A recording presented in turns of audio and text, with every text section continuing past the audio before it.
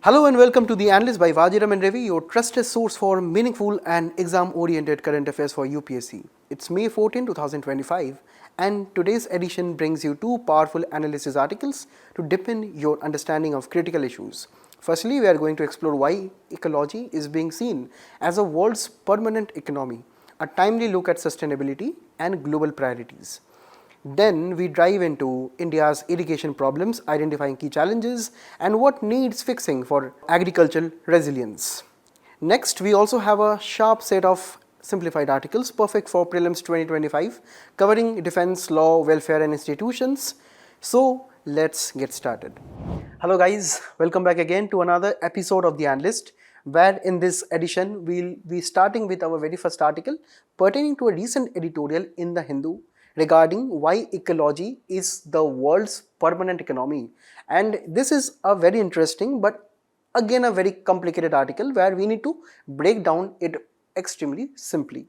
Now, the main context of the article is that it is popularizing the main philosophy of Sundarlal Bahuguna, who actually quoted that ecology is the permanent economy.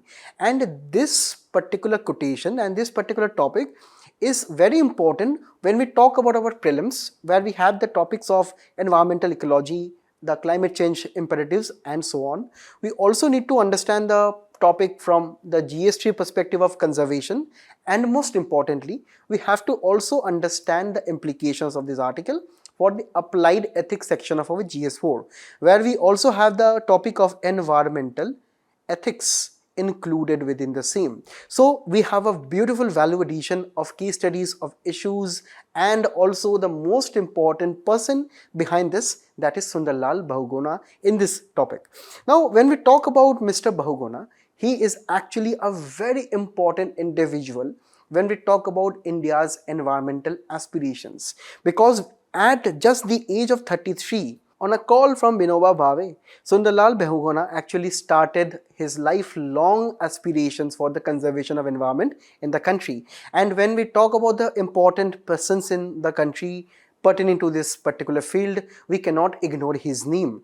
And it is his own philosophy, it is his own quotation that is actually the main theme of this topic today, that without ecology we cannot even think of economy. And here, mainly when we talk about environmental aspirations, we have to keep in mind economic stability, climate resilience and also human progress and development that cannot exist without ecological balance. To give a little bit of context, the author here is actually discussing about the various stages of human evolution over a period of time.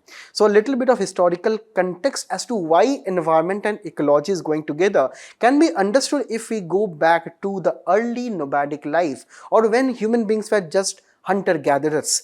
And when we were hunter-gatherers, we were living in the forests. We know that we actually used to draw the resources, draw our food and the resources from the forests themselves. And that is what we understood, that at that particular time, we had something which we know as subsistence economy. That means whatever we are producing, we are consuming for our own needs. So that means it was actually a need-based economy back then. But over a period of time, when societies became more complex, when we actually gave rise to Janapadas, Mahajanapadas in India and also in the rest of the world, where we have had the rise of village societies, gradually civilizations, we see that how we have to now fulfill the community needs. So when we fulfill the community needs, we have to go to the nearby forest, we have to cut it down for our timber needs, for our fuel use. Also, we have to actually divert the water from the rivers by building some canals. So we are trying to now build the resources for the community. Gradually, when the nation states came into being, when from 1500s, 1600s, we actually got the concept of nation states. We saw how capitalism also emerged over a rapid scale, how colonialism also emerged, how imperialism even did not leave India behind. And that is why we have to understand the importance of economy, but it again comes at the cost of environment, because the Industrial Revolution is the best example here. When we had the Industrial Revolution back in the 1750s, 60s and so on, we saw actually how the global greenhouse gases actually increased over a period of time and even till now. It is actually the countries of UK and the Western European countries and even the US later on who joined in the developmental aspirations. We saw how after the industrial revolutions the greenhouse gases peaked, and that is where the large scale consumption came to our mind. And finally, at this stage of our world where we are living in the age of globalization, we are right now in an aspiration of anticipatory and competitive exploitation of the natural resources. We are actually focused on the demand and supply forces. Sometimes we overestimate the demand, we actually try to overproduce. Sometimes we also actually try to supply more of the items. So this actually leads to more than disproportionate negative impacts on the environment. So that is where we have to now actually understand the relation between economic growth and the impact on environment. Well, these are extremely simple facts, but for your examinations we need some concrete points. Now, when I talk about the very first point, we have to actually talk about what is the cost of climate change on India's GDP and also on the rest of the world's GDP. For this, consider two parameters, consider two time frames, 2030 and 2050, because according to the Paris Agreement we have these landmark periods of 2030 and 50 between which we have to achieve our climate goals, where we have to limit the rise of the global temperatures within some degrees. And that is where we have to see that across all parameters, as you can see, across all parameters with respect to the global trends or the global targets that we have set for climate change, according to the RBI report, we have seen that how India across all time frames, across all targets, will be actually facing more burden, more negative aspects of climate change. And there are reasons behind that. The very first reason is the environmental Kuznets curve. Environmental Kuznets curve say that as and when a country becomes more developed, the environmental impacts, they also kind of change over a period of time. When a country is just a least developing country, the environmental damage or pollution, degradation, that increases over a period of time. After a particular point of our, say, developmental frameworks and incomes, right, the environmental negative extremes, they decrease over a period of time. And this is actually what we understand, that India is actually on the rising part of the environmental Kuznets curve, because it is still a developing country. We are still a long way to go to become a developed country. Now, the next point is actually about deforestation and habitat loss. We know that in the country we have to aspire for infrastructural projects and mining projects, and that is coming at the cost of our forest biodiversity. And also over a period of time we have seen how the forest cover has decreased. Then we have to also consider the negative aspects of air pollution and water depletion in the country, where when we talk about the air pollution aspects here, mainly the industrial sources, the transportation sources, they account for most of air pollution growth in the country, where 22 out of 30 of the world's most polluted cities are in India themselves. So that is why we have to understand it is extremely a serious issue. Now, when we talk about water depletion, we also will be discussing this in more detail in the next article regarding irrigation. Now, we also know that the over extraction of groundwater, right, it is actually leading to agricultural intensification, where we are demanding more groundwater. The groundwater level is being decreased and depleted in most of the Indian states, mainly the North Indian states. Next, we also, when we try to consider the industrial waste and river pollution, we also have seen the recent case where Yamuna river is becoming extremely polluted. In the past also we have seen how Ganga river was also extremely polluted. Well, in the recent times we are taking some efforts, but again, despite the government efforts, we are seeing intense amount of water and river pollution. Next, we also have various fancy terms right now. For example, with reference to reduction of carbon dioxide emissions, we are now trying to set up carbon markets. With reference to various carbon dioxide emissions in the atmosphere, we are also trying to absorb them via the carbon capture storage systems or say technologies. But again, when we talk about the environmental impacts of this technology or of these policies, they are extremely limited. Right? Even the nature-based solutions, which are the solutions where we try to achieve, the reduction in pollution, the reduction in our, say, overconsumption, and we hope that this will be helping the environment, but the implementation of such policies are not on a proper world footing. And finally, when we talk about the carbon emissions, India is actually the third largest carbon emitter in the entire world, but in per capita terms, it is actually very less. But despite that, India is actually the third largest emitter globally. And that is where we have to understand that we have to take some concrete actions here. Now, when I talk about again the important and serious sectoral breakdown of the risks, or say the economic risks that are falling on the ecological aspects, we have to look into this particular map of India. Now look at this map very carefully. You can pause the screen, you can also look at this in the handout here. When we talk about the entire India, it is having so much of geographical diversity, but among all of this geographical diversity, we are seeing extreme amount of heat waves, landslide, cloud bursts, melting of glaciers. We are having floods every time right now. We are having excessive rainfall. So these are actually what we term as extreme weather events, and this is generally due to the increased amount of greenhouse gases in the atmosphere that is further fueling the climate change here. And that is where we have to now understand, with reference to agriculture, fisheries, industry, infrastructure, banking, none of the sectors in the economy are left alone from the damage and the losses that are coming from the climate change risks. So that is why we have seen, when we talk about agriculture, we have seen how we are right now seeing lesser amount of crop yields due to declining soil quality, due to intense amount of soil pollution, depleting groundwater levels, and this is leading to more floods, more rural distress, and so on. Also, the global fishery stocks are on a decline because of the marine heat waves in the recent times. Also, when we talk about India, the catch is going down, and this is leading to the risks for 28 million fishermen in the country. And we know that India has a very long coastline, and this decline in fishing stocks are extremely dangerous for their livelihood. Also, when we talk about the industry, we cannot ignore the impact of heat waves, or say the extreme weather events, on our labor force. According to ILO report, by 2030 there can be an estimated of 34 million job losses. When we talk about the infrastructural sector, when we talk about the impact of climate change, or say cyclones on our bridges, on all our roads and so on, we actually try to understand that the cost is around 3 billion per year to just repair them, not to just build new infrastructure, but to repair the previous infrastructure. And finally, when we talk about the banking sector, we also have seen how, due to various agricultural declines, we are seeing increasing amount of NPAs in the recent times. But when we talk about the impacts of climate change on economy, sometimes the economical development can also have greater amount of positive impact for our economic growth. This is also some other perspective that we have to acknowledge. For example, we are investing more in green energy push. For example, building more amount of solar parks, investing in hydrogen fuels and various other green alternatives.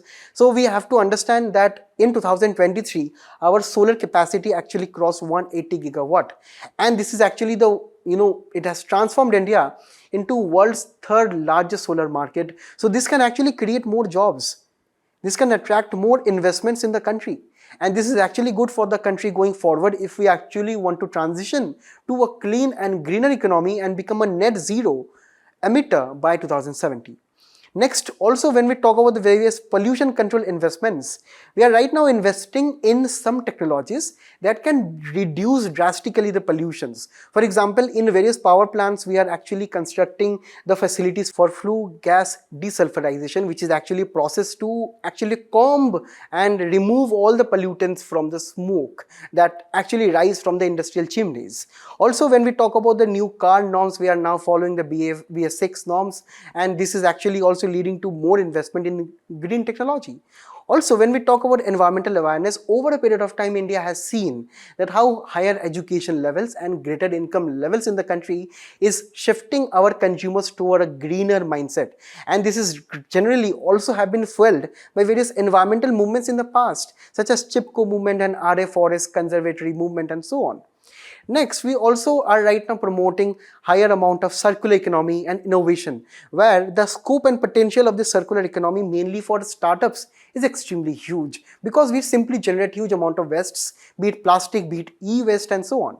So that is why ecological innovation in waste management is a new term, where the indoor model of waste management, where even the startups are investing money, where even big companies are trying to transform waste into new products. And finally, when we talk about infrastructure, we have this infrastructure for monitoring benefit. For example, we have so many governmental schemes such as National Clean Air Program, the SAFAR, the FASL. When we talk about predicting droughts in the country via this portal, we also try to understand how over a period of time we are trying to build a sustainable infrastructure in this manner. So that is why we have to keep some solutions in our mind as to how we can reconnect the economy with ecology, and that is not a very difficult task because we have to rebuild the lost ecological and emotional connect with our environment. And the best examples are already there before us. For example, when we consider Singapore's cities, we have so many urban areas in the cities themselves. So that is why we have to have more biophilic cities in the country. Next, we have to use the tribal knowledge, the indigenous knowledge for the betterment of the society. For example, Amazons, Yanomami tribals, they actually live with the nature. We can adopt a lot of things from their lifestyles. Also, when we talk about our own Rabindranath Tagore's model of Shantiniketan, it is actually an education system where we have schools under the trees without any walls and boundaries. So that is also a very, spiritual, cultural ties with nature we can adopt. Next, when we talk about redefining economy at all, we have to transform right now from GDP-centric metrics to a better inclusive metrics such as gross environmental product, where we are factoring in the environmental depletions or pollution and degradation into our GDP, where we are actually trying to factor in the various externalities that are actually the negative impact on the environment, and we are trying to subtract it from the GDP, and we are trying to have a real GDP metric.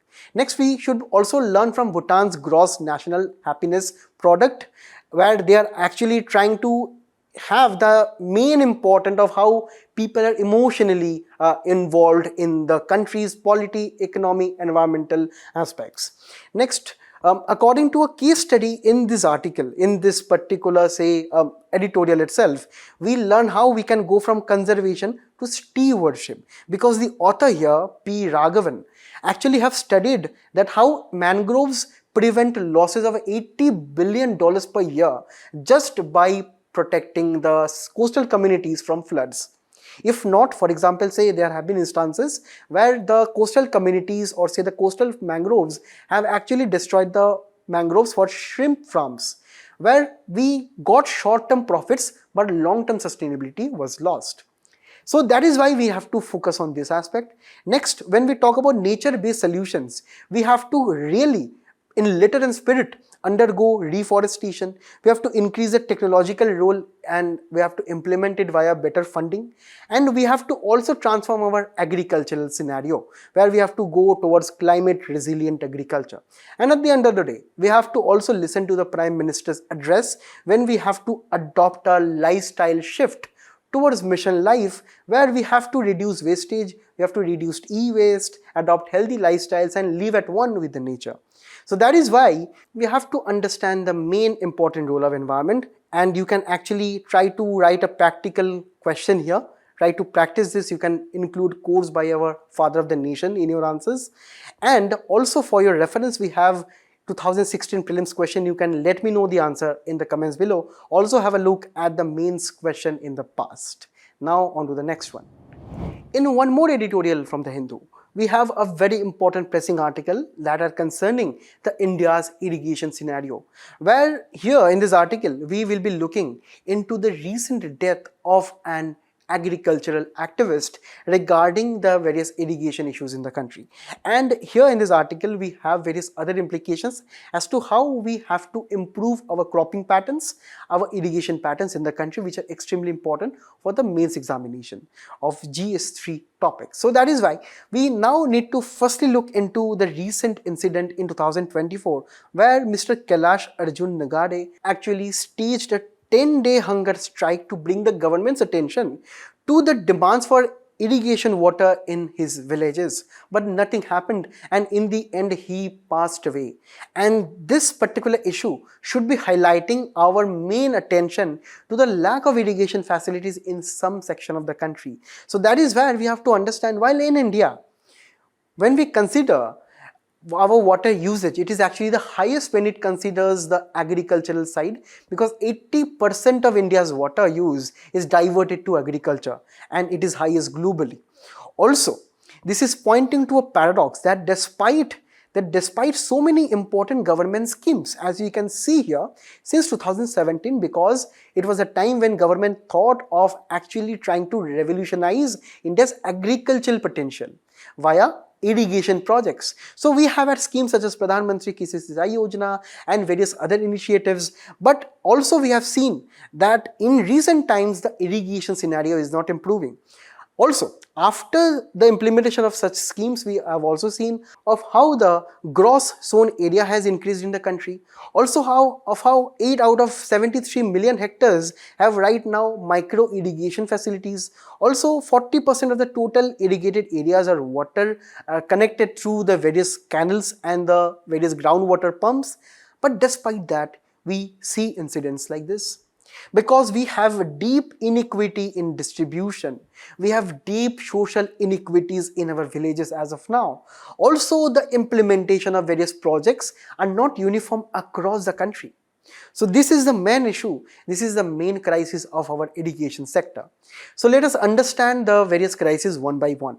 The very first is actually how we have to try to understand the unsustainable irrigation expansion impacts on the decreasing trends of agricultural productivity in the villages. Because we have to understand that India is a top producer of water guzzling crops such as rice, sugarcane, cotton, soybean and wheat, where we have to understand when we talk about the global share, it is as high as 25%, 22% and so on. And we know that these crops require a lot of water, and due to which we are using a lot of water for producing these crops, which is eventually leading to water export, because these crops are exported. Alongside, we are also having this invisible water export, side by side. And this is why we have to understand that these kind of crops, they actually wreak a big havoc on our groundwater resources. According to Nature Water 2024 report, India accounted for 36% of global unsustainable irrigation expansion between 15 years from 2000 to 2015. And these kind of reports are extremely important for your mains answers. Next, when we talk about the groundwater over dependence in the country, in India, our farmers, mostly they derive the water from the groundwater themselves. Almost 63% of the irrigated area depends on the groundwater according to the Central Groundwater Board. Next, 17% of critical assessment units are overexploited. Around 3.9% of the, groundwater units in the country are extremely critical. That means the groundwater there is extremely in serious conditions.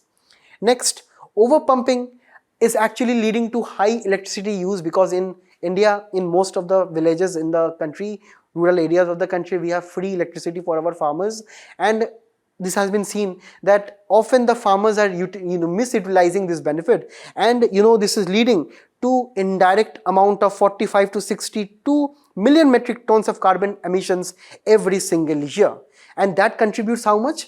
Around 8 to 11% of India's total emissions. So when we talk about agri emissions as a part of our total emissions, that is at the tune of almost 11%. So that is actually huge. Now when we come to the third issue, now here we have to consider social factors. Now firstly, when we talk about property rights, we have in India 86% of the farmers who are small and marginal farmers. That means they have less than 2 hectares of their land, and their land is extremely fragmented. And if you already have a small land, you cannot have a proper amount of agricultural productivity. Apart from that, we also have millions of landless and tenant farmers who do not even have land to their names.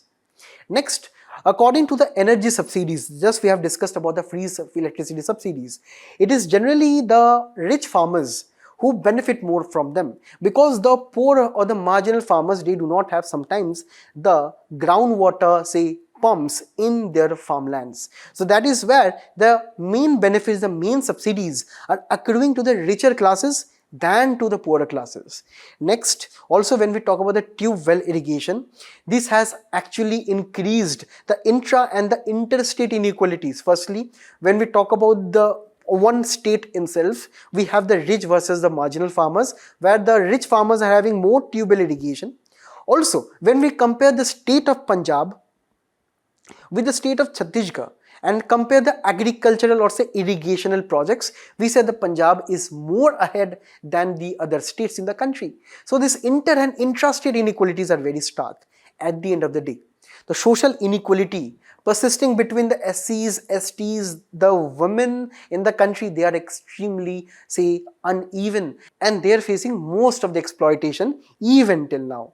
And mainly when we talk about the rain-fed agriculture, mainly the farmers belonging from these communities, they bear most of the brunt. They do not mostly have the market access properly. They are not aware in some of the cases. Also, most of them belong to landless and tenant farmers.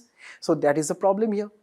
The final problem is of water use efficiency, where we are wasting most of the water, right, when we talk about water guzzling crops and so on, where in India the operating efficiency of water is only 38%. That means if we use 100 liters of water, only 38 liters of water is effectively used for agricultural purposes. Compare it with the world, it is using 50 to 60% of the water, and it is actually more efficient. Also, when we talk about the irrigation water productivity, right, it is actually very low in top yielding states. That means even states like Punjab, Haryana, Western UP, right, they use a lot of water, they produce a lot of crops, but the most of the water is wasted in those regions themselves. And sugarcane, mainly in the case of Tamil Nadu, is actually a very good example. Next, also when we use a lot of water, we actually, for example, in the case of rice, we try to flood the rice plains with water because water for rice is a natural weedicide. But in this particular matter, we also emit a lot of greenhouse gases, right? Continuous rice flooding releases high amount of methane emissions, and always remember this thing, that methane is much more polluting than carbon dioxide when we talk about the greenhouse gas potential of methane emissions. And this is why we have to now understand and adopt some constructive way forward. Now, when we talk about some sustainable irrigation reforms, we have to start with policy and regulation. We have to start from the Government of India.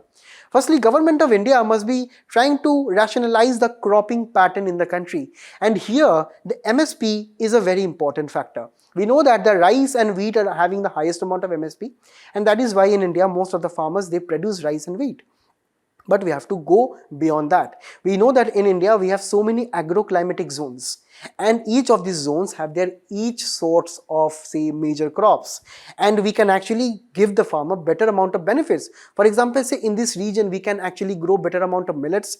In this region, we can grow better jute, and in, say, the plain regions, we can actually grow sugarcane, rice, and so on. We have to now diversify, and that is why we have to reform the MSP too according to the agri-climatic zones. Maybe we can have a legalized MSP based on some amount of, say, scientific evidence backing the crop pattern rationalization here, where based on our own geographical features, our own cropping pattern, natural cropping patterns, we can rationalize MSP legally under the same.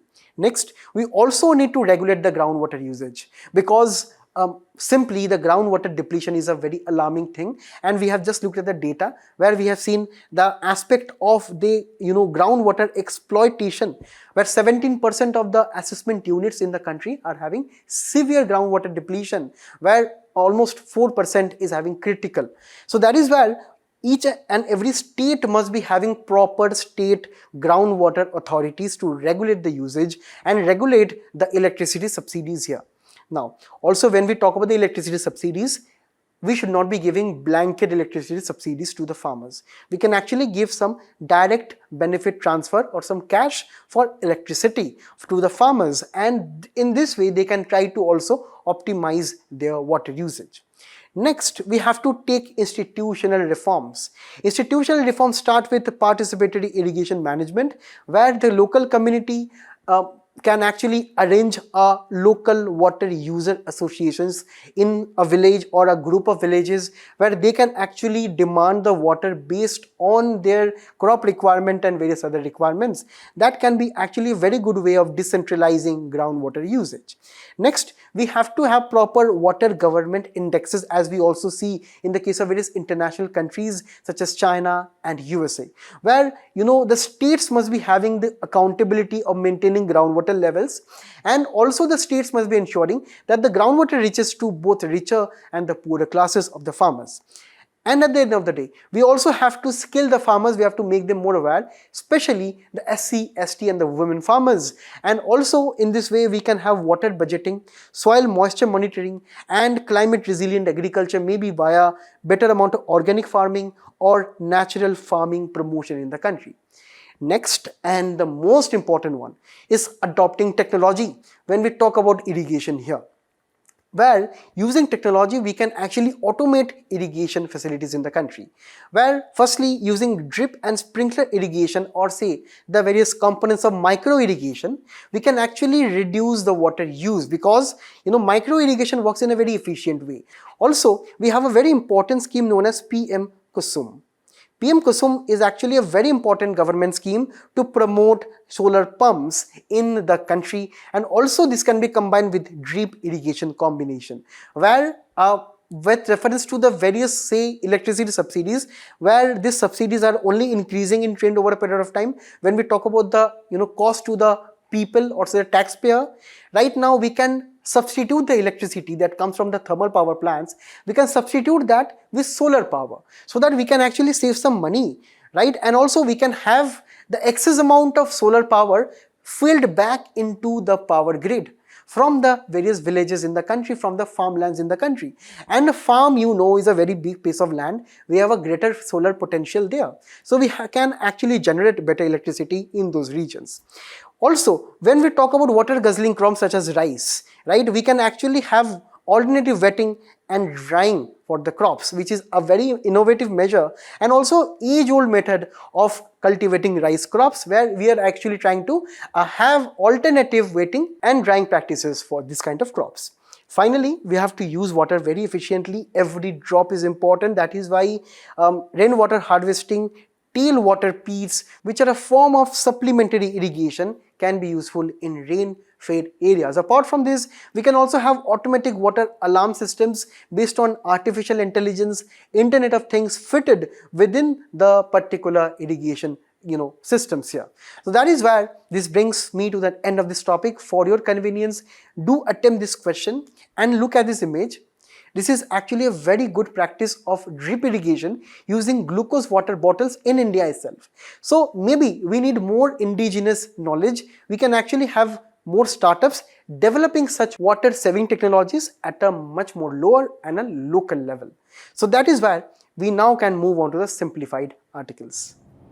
Guys, recently our DGMO Rajiv Ghai actually talked about the deadly Australian duo of Lily Thompson back in 1960s, and here he was actually referring to our Indian air defense system, which is actually in this article a very important one when we talk about the perspective of prelims and GS3, where we have the topics of general science and indigenization of technology, where in the examination there can be questions on the various technologies used by us and also some of the important names of the missiles and the defense systems here.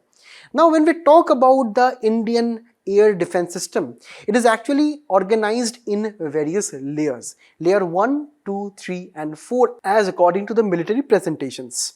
So in the very first layer, we will be trying to counter the various drones or the missiles using our own counter drones, and also something that looks like this, which is known as man pads, which are shoulder fired missiles. So these man pads look like this, and also we can use the various counter drones to actually stop drones and various low flying threats. So this is the first layer. Even if some missile or some other projectile is breaching the first layer, in the second layer they have to deal with our short range surface to air missiles such as Akash or Spider, right? And this can be with reference to the various aircrafts and missiles within 25 to 30 kilometers. Next, even after this, you are penetrating, you will be facing a third layer. which is the medium range surface to air missile that can cover a range of up to 100 kilometers. Even after that, we have a fourth layer, which is actually a very, you cannot actually enter between second and third to the fourth very easily. Even if you do, you will be having to deal with the fourth layer, that is a long range surface to air missile, and it is here where the S-400 system can come into picture. I need not even explain S-400 because Pakistanis are simply so crazy about our S-400 that yesterday our Prime Minister had actually to pose a picture in front of the S-400 in our Adampur air base. So that is where this has a range of 400 kilometers, and we can typically assume that it can actually have a radius even covering the Pakistan. So that is where even stealth jets, missiles can be easily be intercepted. So these three layers are actually in this particular manner, as you can see here. And also, with reference to the air defense system, we also have various support systems, such as the radars that we can use, such as the ground-based radars. Here the names are very important for UPSC perspective. So you can write down the names, such as the radars are having the names of Swati and Rohini. Also the airborne radars are also there, such as the AWACS, AWACS and AEW&C, which are actually complicated air radars. Next, we also have various jammers which can jam the circuit boards of various jets, missiles and so on, which are known as electronic warfare, which sometimes we also hear in the news, and this is where the Russia-Ukraine crisis also used a lot of electronic warfare by jamming missiles and various drones and even jets. And at the end of the day, we have our own jets, such as the Rafale, such as the Sukhoi, for various aerial interception missions. Now, when we talk about the main brain as to who is controlling all of this, who is controlling this first, second, third, fourth layer or the various defense systems, it is actually the main system of the Indian Air Force, where we have the integrated air command and control system under the Indian Air Force. And this is actually a system which was developed in collaboration with Bharat Electronics Limited. Right now you can go to the stock market and you can just look at how the BEL stock prices have risen, because it has successfully tried to develop a system which has limited the missiles and also the various drones. And in this particular system, in this particular air command system, we are trying to integrate all the data that we have discussed so far. All the data from radars, from jets, from satellites, and even civilian air traffic control. So we are trying to have all the data at one place, and in this manner we can have a real-time tracking of the enemy aircraft, drones or any missile system they can send. And this is exactly what we did over the past 1 to 2 weeks. And here we can also have automated threat analysis, and here we are also trying to use complicated military technology where these are not completely known to us. Maybe we are using artificial intelligence, we are even using blockchain and various other aspects here to make it much more secure but predictable. And at the end of the day, we are also having our Indian Army's Akash Tir, which is similar to the Indian Air Force control and command system, but it is for our ground forces, right? And also this is trying to link our Indian Army's air defense units, such as Indian Army, they themselves have their own surface to air missiles and radars. We are trying to safeguard those assets here.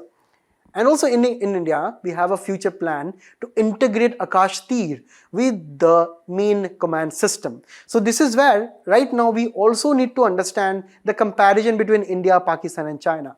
Where when we look at Pakistan, everything there is in a deplorable condition, where we have a close competitor in China, where we have, in China, HQ-9 and HQ-19 systems of air defense technology, where they have just copied the Russian technology. But when we talk about the layer defense system, we have a 4-tier system. Pakistan has a 2-tiered, but China has a 5-tier system. They also have the hypersonic defense technology. In the comment section, you let me know, in India, do we even have a hypersonic missile in the country or not? And at the end of the day, when we talk about the network integration, when we talk about the integration of the, say, Indian Air Force and the Army, we are having a strong integration as of now when we talk about network. But in Pakistan, they do not have such integration. But in China, that is completely AI driven.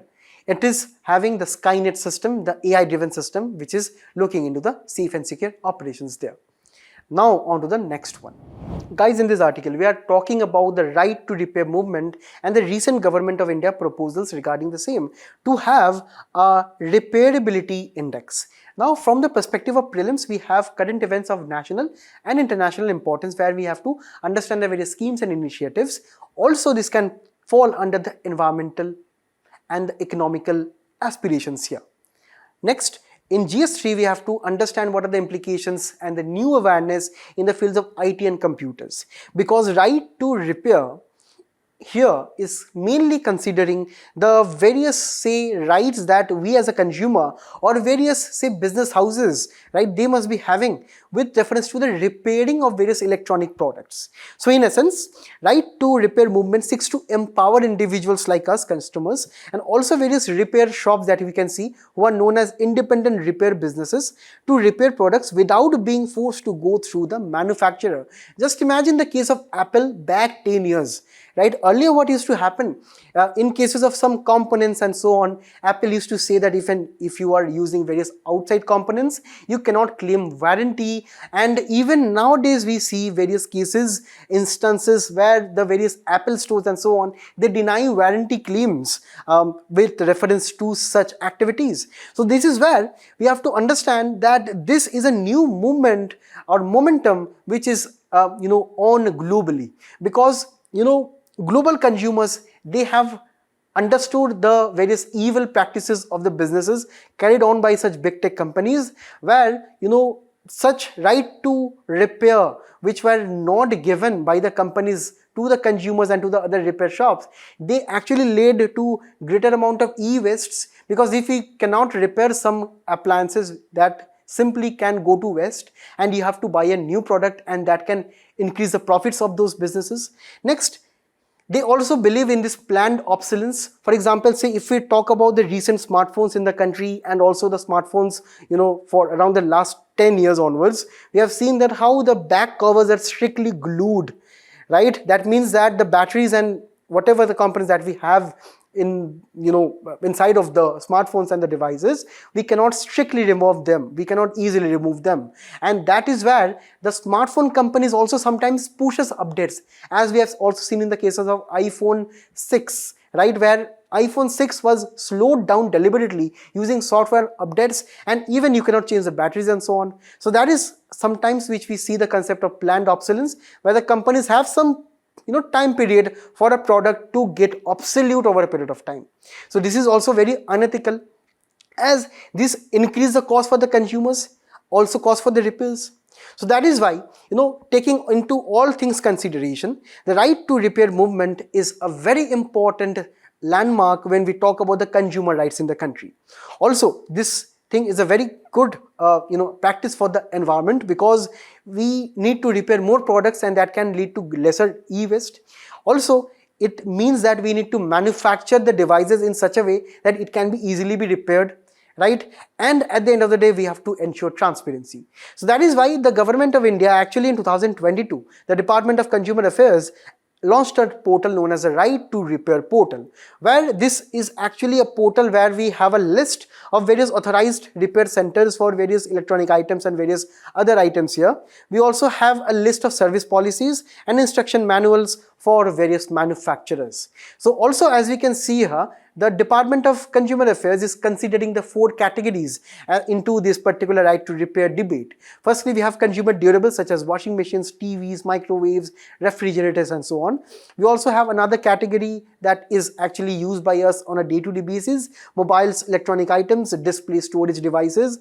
Also, automobile equipment such as tires, batteries, plastic parts and other components, and the farming equipment, because the farmers need the various services to be running and also they need proper repair. So that is why recently the Department of Consumer Affairs, last week announced that a report on the framework on repairability index will be framed. And that is why this particular index has been framed based on 1, 2, 3, 4 parameters. That means that if we have the aspect of right to repair, we need to consider these four parts. So these four things are firstly about the availability of spare parts. That means with reference to mobile electronic items or various other items, we have to ensure that the spare parts are available so that we people, consumers, the repair businesses, they can easily procure the parts and they can easily repair the items.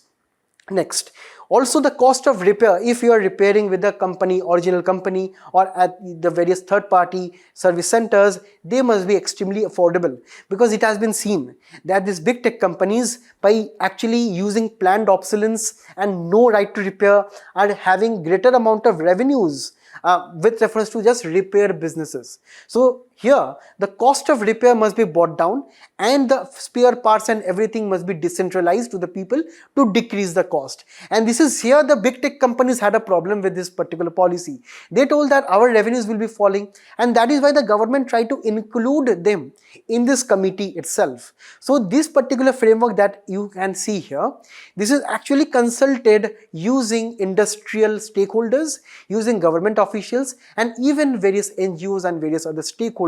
So here, next here, what we have to understand is the aspect of software updates. As we have just looked at the case of iPhone 6, it was slowed down deliberately according to various allegations. So that is why the software update was also made a point of this discussion, where the duration and ease of receiving security updates and various performance updates must be made much more transparent, must be communicated to the users much more in advance.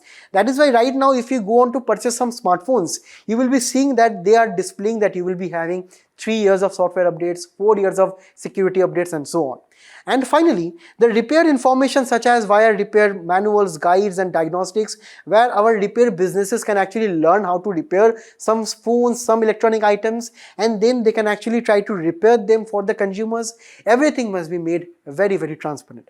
So this is actually what we have to learn from this particular thing. And also we have to remember that infamous McDonald's case of ice cream machines, where franchisee owners used to procure McDonald's ice cream machines, but it used to break down very often. But McDonald's had a greater policy in mind, evil policy in mind, that McDonald's used to send these particular machines to Taylor Company, which used to refurbish and repair these machines at a higher cost for the franchisees. So this here is the main thing that we have to keep in mind, the main lesson we have to keep in mind for the right to repair. So now we'll be moving on to the next article. Recently, the Supreme Court issued some guidelines regarding the designation of senior advocates at the Supreme Court and at the High Courts in the country. So let us look for the importance for it with reference to Indian polity and governance, and for our GS2 for the functioning of judiciary. So firstly, let's acknowledge who is a senior advocate. So the Supreme Court is actually awarding the designation of senior advocate with reference to the various lawyers who are practicing at the Supreme Court, at the High Court. But there are some qualifications that firstly they must be enrolled with the Bar Council. They must be having extreme high amount of specialization in law with minimum of 10 years of experience. But there are some restrictions of senior advocates that they cannot directly engage with clients. Here advocate on records will be actually be designated this purpose. Also, they cannot draft pleading or affidavits or day-to-day functioning, because they have to focus on greater and important and more relevant cases that actually pertain to maybe constitutional matters, that may be pertain to greater civil importance, or say greater of criminal importance. And finally, they cannot advise on evidence collection. More focus must be given by them on courtroom arguments. So that is why they are senior advocates. They are extremely experts in their own fields. In 2017, Supreme Court brought in some reforms as to how we can actually evolve some criteria, some proper subjective and objective criteria for the designation of senior advocates. So it is actually based on the various judgments cited and the impact of such cases, based on the various academic contributions by that individual, and also by the various professional and the various experience and the reputation here. So according to this, in 2017, the Supreme Court actually formed a permanent committee, and this committee was to be headed by the Chief Justice of India, for Supreme Court judges and Chief Justice of High Court for High Court judges. And this committee should also include 2 senior judges of the Supreme Court or High Court here. And in case of the Supreme Court, the panel should also include the Attorney General of India and the Advocate General India for the High Court. And this was according to the Indira Jaising case here. But recently, as of yesterday, Supreme Court passed new guidelines as of now. So as of now, these are the things you have to keep in mind. So the full court decision making now will be done instead of only having some members of the Supreme Court judges. Right now this designation will be decided by the full court. That means all judges of High Court, Supreme Court will be present, and there should be a consensus in this particular manner. If there are no consensus, the High Courts and the Supreme Court must be deciding by the voting.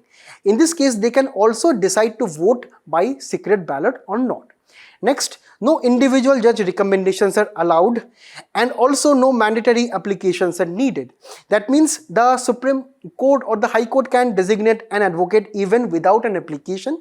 And at the end of the day, the 10-year practice rule has been retained.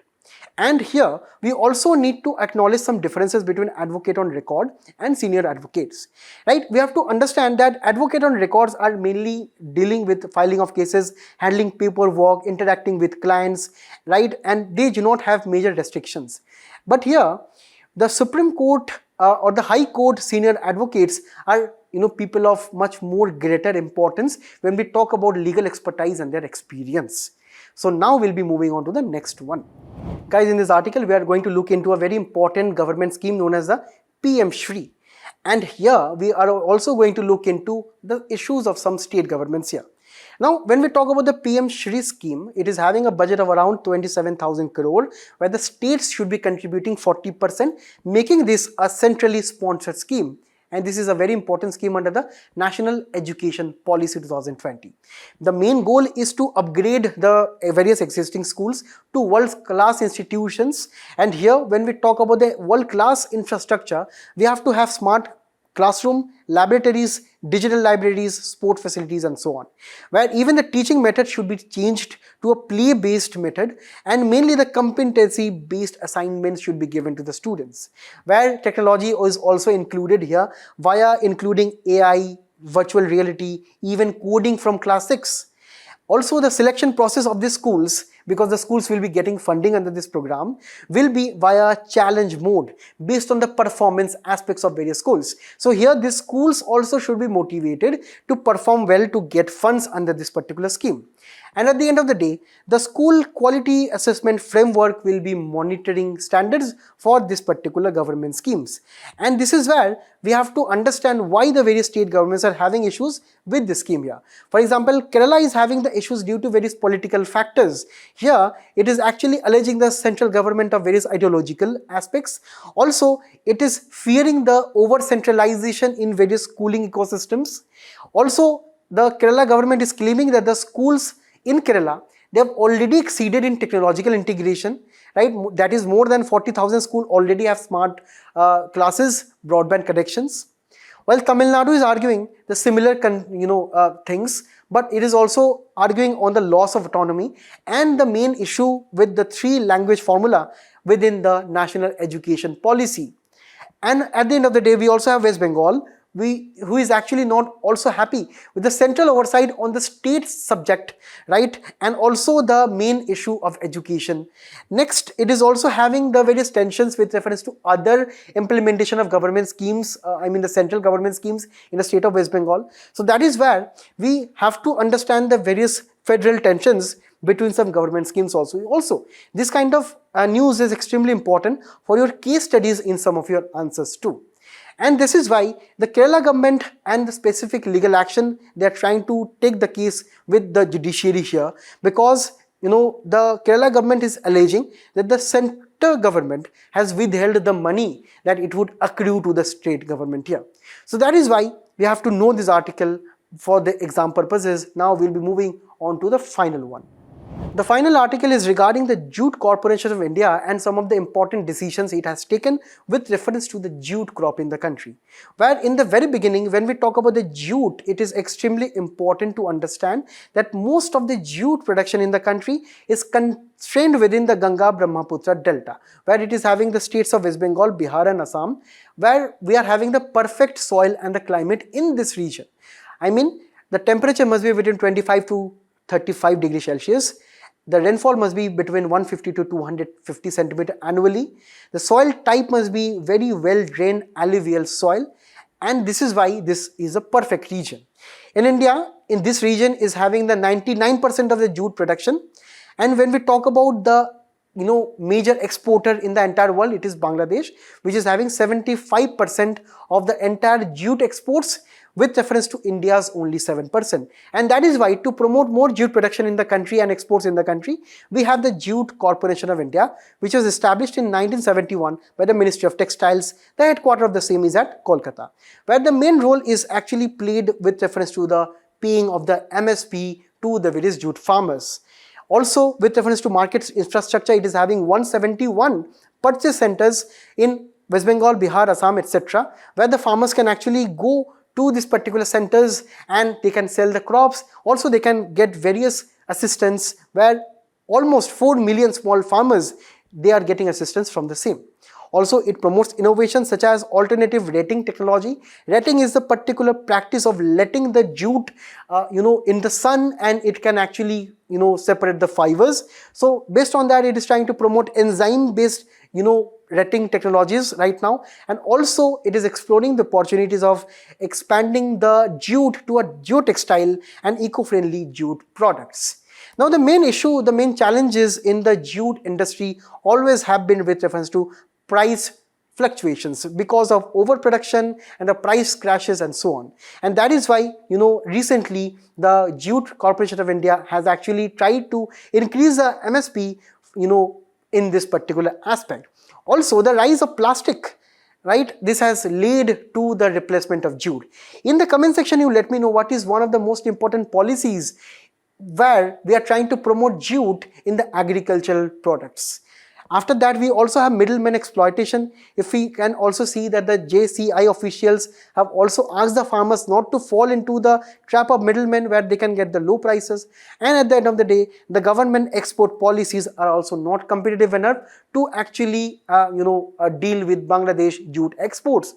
So this is where we are right now trying to involve more satellites via the ISRO, and we are trying to use various remote sensing capabilities to have proper surveillance on the jute production.